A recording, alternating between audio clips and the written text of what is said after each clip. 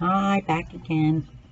Okay, I wanted to just expand on some of the stuff that we spoke about in the last video, as far as self-love, self-worth, self-esteem. Um, it's easy to say, right? It's a big challenge for a lot of people to love themselves because we do put conditions on things, and as part of the process. We have to, there's things that we need to be aware of that we're doing, right? Because if we're not even aware that we're doing them, how can we change it, right? But some of the things I just, these are some of the things that impacted me and helped me in my healing journey and helped me in in self-love and self-acceptance, right? But perfectionism is a big one, right? That's kind of up there. We think we have to be perfect, right? That we have to do things right the first time. We can't make mistakes. Mistakes are punished a lot of times, right? We can't make any mistakes. And we have to just be perfect right from the get-go. We have to cancel that. Cancel, cancel, cancel. It's not true. We're perfect. We were divinely created from perfect love, right? And we are perfect exactly as we are.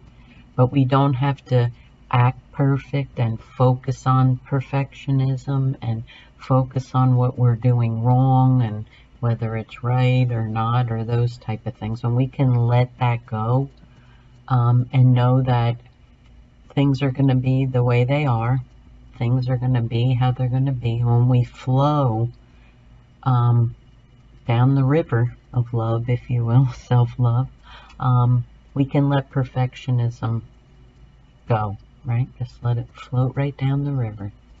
It doesn't happen overnight. It's not an easy process, but being aware of it is the key. And then being aware of what we think, changing what we think, and canceling it, letting perfectionism go.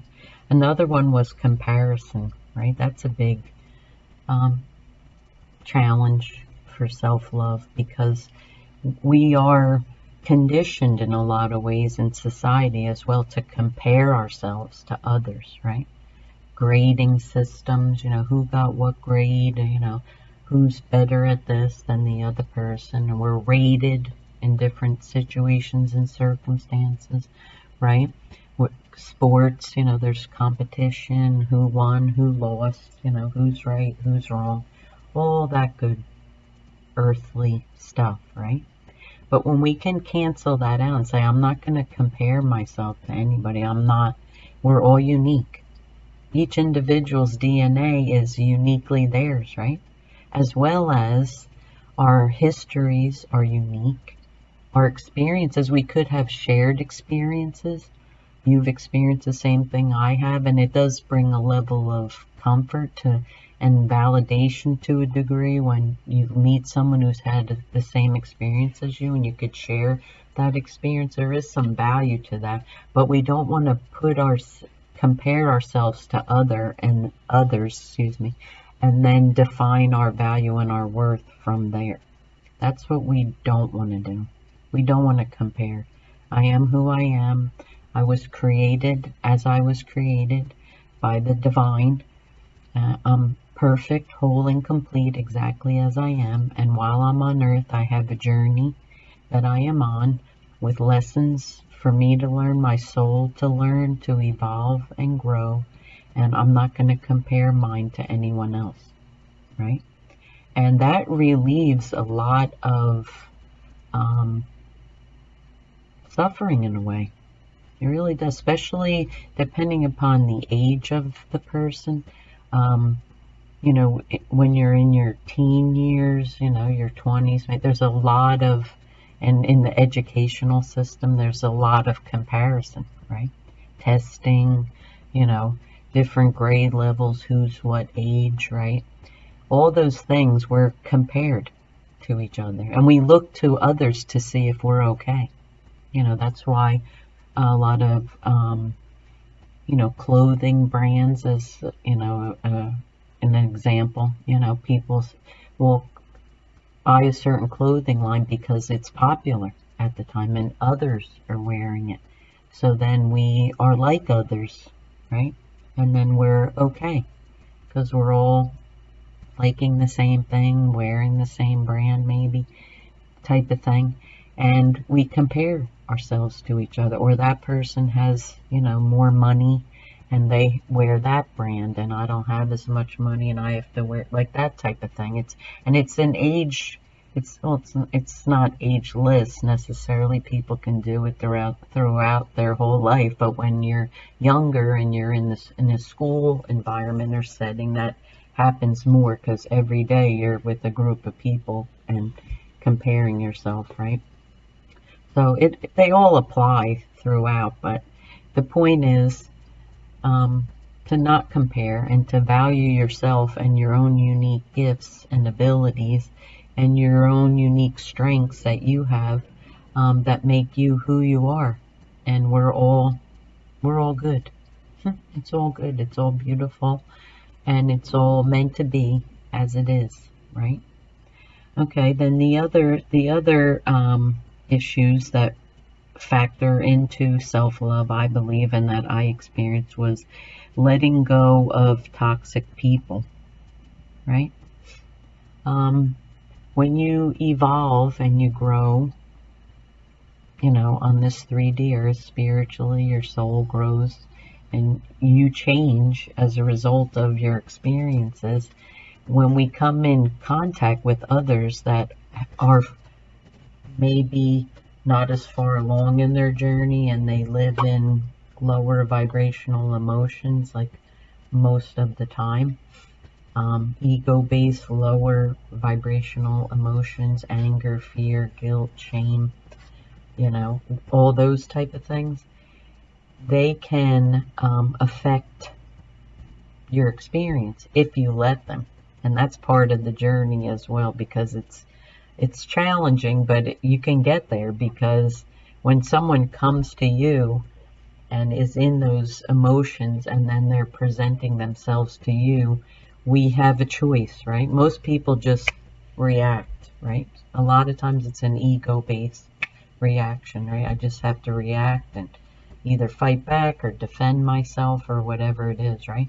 But when we can take a space and we can put space between what's happening and our reaction, which means you're being proactive, not reactive. We stop and we consider, right? Our own value, our own worth, our own love. And is my precious energy that I have that's given to me, is it worth me giving my effort and my energy to this situation or this dynamic? Or isn't it? Right? And it's going to depend on the relationship, who we're speaking about, right? That's going to determine, right? But we have a choice how we're going to respond to other people. And when you evolve and you grow and you're centered and your emotions are balanced, your chakras are balanced, you have self-love, self-worth, self-esteem, and you know you're valuable, and the person coming to you is valuable as well. But we can choose, is this a beneficial dynamic? Is this worth this exchange, whatever it is, right? Or isn't it? And we can choose to not interact or participate in whatever this dynamic is.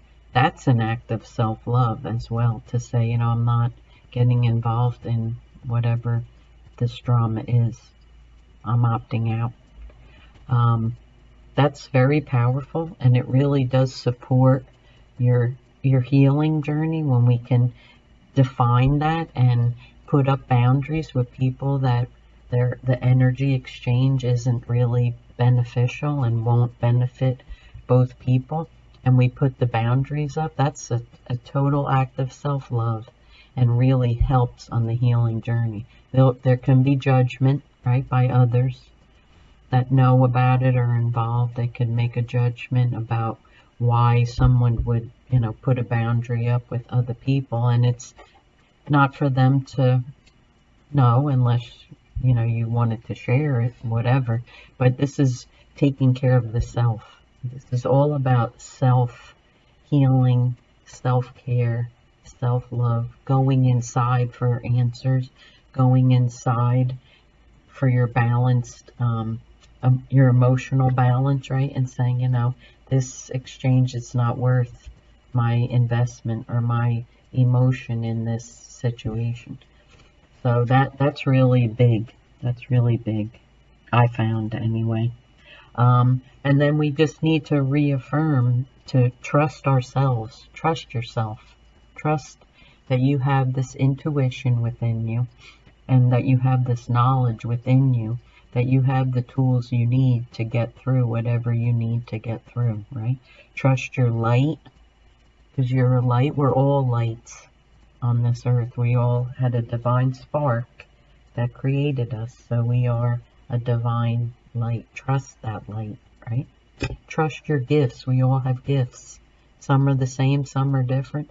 Yours are unique to you. Trust your gifts. Trust your journey, right? Trust a higher power. God, whatever you believe. God, universe, angels, whatever you believe. That there's something bigger than us as individuals that has control, right? And control is probably not the right word, but is the higher being, right? That we can trust and go to, and who's here for us, right? Trust that. Trust that higher power, because it's there. And you can get, if you're attuned and you focus on it, you'll see little twinkles of validation that it's true, right? Oh, sorry about that. So, and then lastly, I just wanted to affirm a couple things, like seeing things that bring peace and groundedness is like seeing the beauty in life, right? Having gratitude for what we do have and the gifts that we've been given and the gifts all around us, because we all have them. Whether we see them or not is totally a different issue, but we all have things to be grateful for, every single one of us. And when we get to this more evolved, higher vibrational place, we can sit in peace, right? And sit in meditation, right? Meditation is big on the journey, really, because it's to just slow everything down, slow the mind down, right? Slow the thoughts, because our mind is like a computer just running through thoughts all the time. And when we can slow it down and be in stillness and peace and quiet the mind, it's a gift. That's a gift, total gift. And to do it regularly, you end up, when you do it enough and you evolve enough and you heal, you can be in that place like most of the time. Even when you're out in your daily activities, you can be in that peace. And what a gift it is to yourself and to everyone else too, right?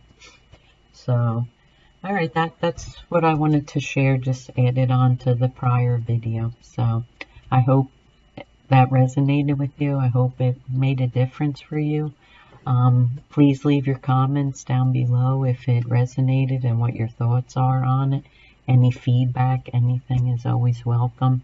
And if you